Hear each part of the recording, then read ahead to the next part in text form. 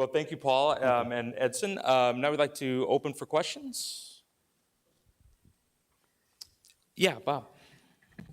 Bob Rose in St. Louis. What kind of, would you look for qualitative, quantitative results? If I was a partner, what kind of report might I come up with? That's a question that I'm going to love answering, partner.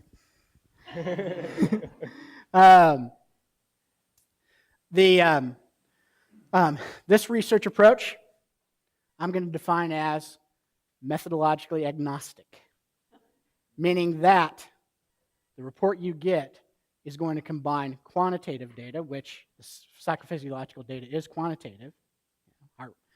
Heart rate is defined as milliseconds between R spikes in that ECG waveform. The skin conductance is millivolts, and don't need to go into all that.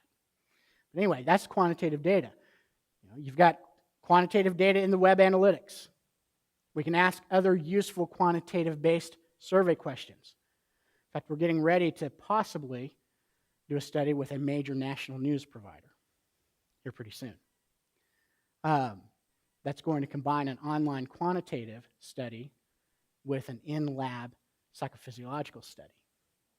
But then also, in the work that I've been doing for advertising-related clients, using this kind of research, to put it bluntly, selling out, doing neuromarketing,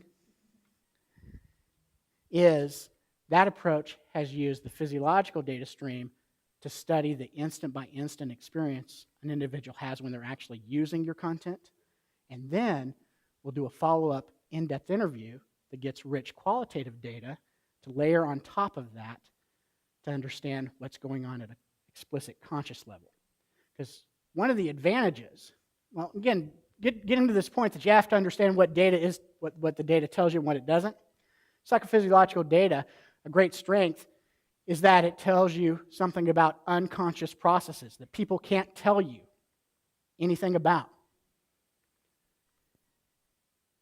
But that's also its weakness. Because then what it doesn't tell you is their linguistic or conscious meaning of that experience that they draw from that meaning. And so you got to combine these multiple data streams into a report that tells you on an instant-by-instant basis about the flow of attention and emotion on your website, and then layer into that qualitative data that then tells you the conscious meaning that they're drawing from that website. And I would argue that both kinds of data in the report ultimately tell you about the effectiveness of your website design. That answer your question?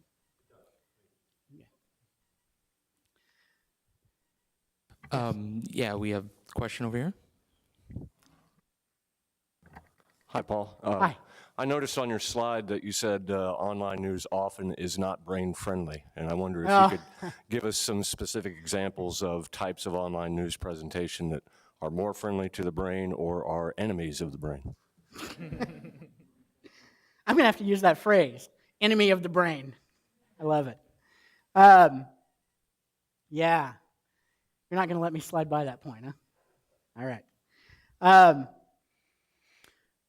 Well, that was under limited capacity for a reason, because that's the most common way that online news is not brain-friendly, is it's not designed well to remember that that brain going to that website is a limited capacity processor. Stuff on a page where you just throw up a bunch of links and a bunch of pictures and a bunch of headlines. I've seen websites, an organization, I'm not going to call organizations out during this talk, but I've seen an organization that does some great brain-friendly things on their front page, which, by the way, does a better job of contextually grouping stories into kind of user-friendly tabs that aren't cluttered and that are labeled with terms that my brain actually gets, like local news, crime, high school sports. I've seen an organization that does great at that, but then when you get to the video side of their site, they're trying to do kind of this news community affair video, and they've got the infamous news story scroll going on at the bottom. CNN thought that was a great idea years ago, but the brain is a limited capacity processor. Brain-friendly news doesn't do that. That's the enemy of the brain. The friend of the brain is one that actually tries to think through, instead of thinking like journalists, think about, not to call you less than human beings, but think about normal human beings. The normal brain, how it defines things in the world. And then use that information to structure your website.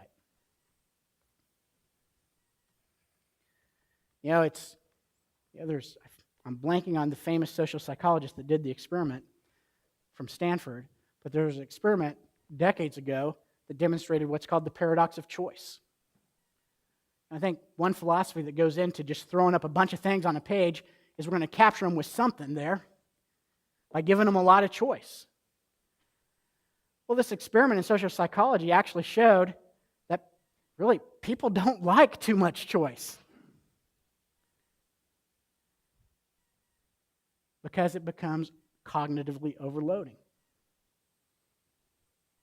And so I would say, right now, without figuring out how to get to specific recommendations for website design, because I'm not a designer, but at a psychology level, I would say just focus on presenting motivationally relevant information for your audience, and then structure that in a clean, simple, meaningful way to provide a user experience that is easily navigable, that gets them where they want to go easily. Go ahead. How does your comment about CNN and the scroll, how would that play into today's fascination with second or third screens, where you're trying to watch TV, do something on your tablet, and check alerts on your phone all at the same time? Yeah. I think, try as we might, we're never going to get over this brain fact.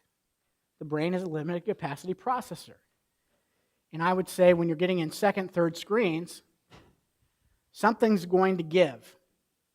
That's the rule. That's the brain rule. Something's going to give.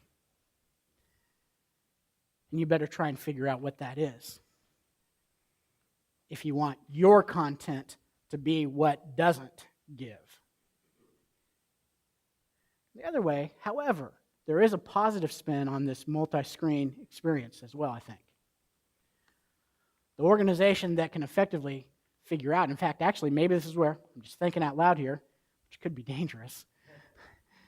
Maybe this is where web analytics, a great place for web analytics to come into the picture, is I think the organization that figures out how to, at a brain level, integrate different content streams across different screens to just maximize and make that a more immersive, but still yet simply defined user experience is going to be onto something golden.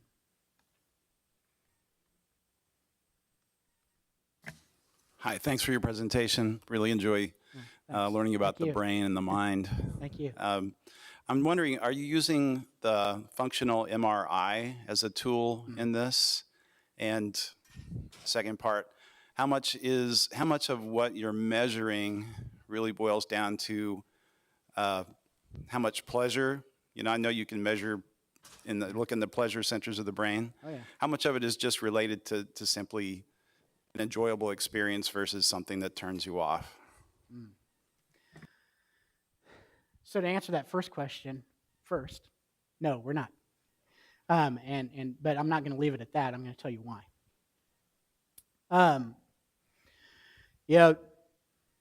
By the way, I've heard that the ARF is going to come out and really tout the value of fMRI in understanding the brain on advertising. But here's the problem with fMRI. It is highly invasive and highly costly. Basically, you have to lock a person down on this board stick them in an MRI unit. And their head has to be locked down. They can't move it because any head movement is going to throw off the imaging. So while fMRI is great at getting down to those deep level brain structures like pleasure centers, it's not, I would argue it's not quite there yet for media research and understanding the user experience. The philosophy that drives everything I do as a researcher in the lab is get the most valid measure I can in the least invasive way possible. Those are my two rules that I use in my research. Get the most valid measure possible in the least invasive way. And so, that's why we try and use minimally invasive peripheral nervous system measures. Because with that, we capture attention and emotion, which I think is good enough to answer about 99% of the research questions that I have about media. That second question is a little more complex. A good portion of media experience and media behavior is driven by pleasure. But I think you got to look at news differently. News is a different experience than entertainment. In fact, again, looking at the experience as a dynamic interaction that unfolds across time, the things that drive me to a news website versus drive me online to try and watch Big Bang Theory, just found out my favorite sitcom. Those are different things, different experiences, different goals, different objectives. And so I think news has to be looked at differently. News can obviously deliver pleasure. In fact, maybe it's a delayed pleasure. The pleasure of being informed. The pleasure of knowing that I'm participating in a democratic society. The pleasure of finding out what movies are showing this weekend from that ad on your website, whatever. But I think you've got to think about those kinds of experiences, pleasure versus unpleasure, in a slightly different way, particularly with news. Yes? Has any of you or anyone looked at story categories? For example, the difference between in the physiology between somebody reading a news story about crime, corruption, versus reading a feature story or even a Rick Riley column, say, for example. I wonder if perhaps one of the things that's going on is that there's a sense that sometimes readers, after a while, feel like they can't do anything, and it enhances a kind of avoidance psychology instead of the opposite, which theoretically we hope would happen in a democratic society. That's like there's just so much. Why try? What do you think you're seeing? Throw up your hands and why try? Yeah. Well, okay. First off, thank you for the opportunity to promote an upcoming study in the lab. I have a graduate student who that basically is her thesis. That's going to go into data collection next semester, looking at processing of different kinds of stories. Actually, by the way, also across different kinds of technological platforms, desktop, tablet, smartphone. So it's going to be a very interesting study because I think obviously you and this grad student and myself, we're thinking about the same idea, that nature of the story matters. And you bet it does. And in fact, I keep on slipping advertising points in here, but I also think that from an economic perspective, what news organizations need to figure out to try and get profitable and bring in advertising is how to effectively, at a brain level, integrate advertising into different content sections on a website. I'm not saying let's break down the barrier between advertising and editorial. No way. But I'm saying there ought to be a way to bring the two together to provide a great, useful user experience that achieves the good of journalism and the good of advertising. Did I answer your question? I think I did. All right, thanks. Oh, I think we're time for the next session, huh? Yeah, but thank you, Paul, very much. Thanks, folks. Maybe at the networking event we'll talk.